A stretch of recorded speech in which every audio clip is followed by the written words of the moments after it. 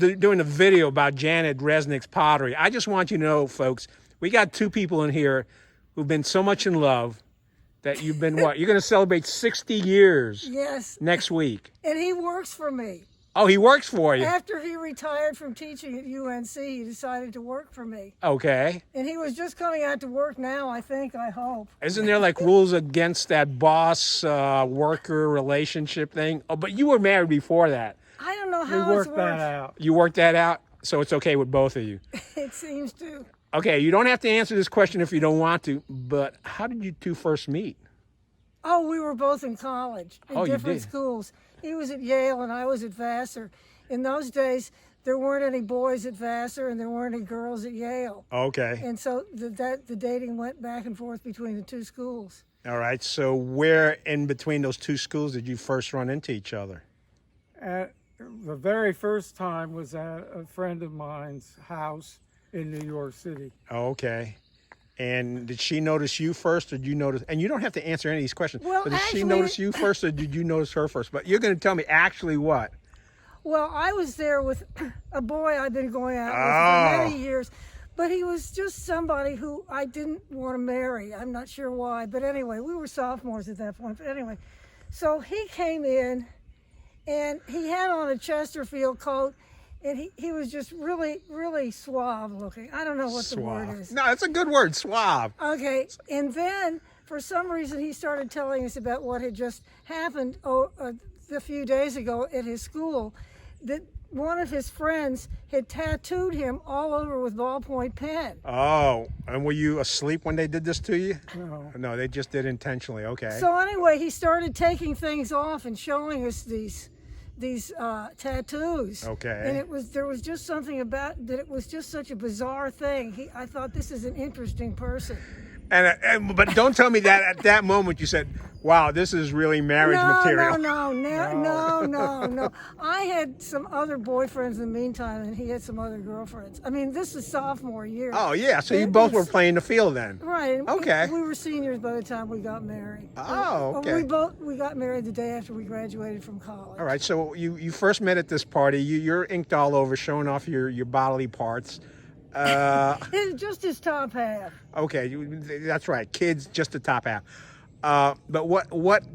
How did the first date go, or who asked who on the first date? Well, it's more complicated than that. Okay. I was going out with a girl that lived on Janet's floor Okay. at Vassar. And I would always see Janet in a bathrobe with her hair up in a towel, but she was always fun. And Well, most women in the bathtub, in a bathrobe and hair up are fun. I had very long hair then. Oh, did you? Okay. And the other girl and I broke up, and I called my friend Lois, the one that we first introduced, and I said, "Where is Janet? I'd like to go out with her." And you two were on the same floor. You and the girl that you were going Well, out with. actually, Well, by this time it was summer. And Oh, school okay, was yes. out. Janet wasn't there. Oh, then. good. And anyhow, so we started going out that fall. All right. And I guess that was at the end of sophomore year during the summertime. It was the beginning of junior year. Yeah. Beginning of junior Yeah. year. That we started going out. And so you got married at the end once you graduated. So somewhere in between the beginning of junior year and senior year, you popped the question. Yes. A few times. A few times. At what point did you decide, hey, he's actually marriage material? I don't know. Well, okay. I think I finally decided no one was ever going to love me as much as he did. All right. Okay. And that's still true. I still feel like that. Nobody's ever going to. And how many kids do you have? Three. Three. Okay. See, there's three examples of your love. So, and did you ask her what, beginning of senior year or? Probably. Yes. Okay. And why did you say no the first time? And again, you don't have to answer any of these questions. I just didn't want to I just didn't know what I was doing. I didn't know if I wanted to get married or if I wanted to do something else. I'd even thought about going to medical school at that point, and I just didn't know what I was doing. I didn't want to settle down, I guess. Okay. So when she said no the first time, why'd you keep on asking her? Well,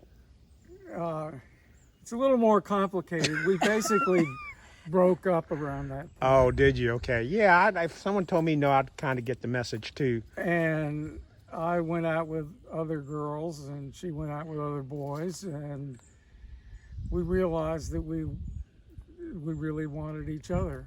And then I asked her again. Did she say yes the second? Yeah, No, she did. The second time. Okay. So the first time it was no, second time. So I guess there's hope out there. And this is what happens when you find marriage material and you're in love and it lasts for 60 years. The Resniks here in Chatham County, 60 years.